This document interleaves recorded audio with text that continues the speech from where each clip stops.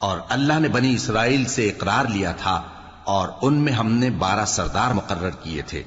اور اللہ نے فرمایا کہ میں تمہارے ساتھ ہوں اگر تم نماز پڑھتے اور زکات دیتے رہو گے اور میرے پیغمبروں پر ایمان رکھو گے اور ان کی مدد کرتے رہو گے اور اللہ کو قرض حسن دو گے تو میں تم سے تمہارے گناہ دور کر دوں گا اور تم کو بہشتوں میں داخل کروں گا جن کے نیچے نہریں بہ رہی ہیں۔ پھر جس نے اس کے بعد تم میں سے کفر کیا تو وہ سیدھے رستے سے بھٹک گیا۔ پس ان لوگوں کے عہد توڑ دینے کے سبب ہم نے ان پر لعنت کی اور ان کے دلوں کو سخت کر دیا۔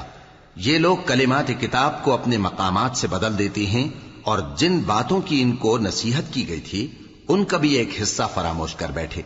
اور تھوڑے آدمیوں کے سوا ہمیشہ تم ان کی ایک نہ ایک خیانت کی خبر پاتے رہتے ہو، سو انہیں معاف رکھو اور ان سے درگزر کرو۔ اللہ احسان کرنے والوں کو دوست رکھتا ہے۔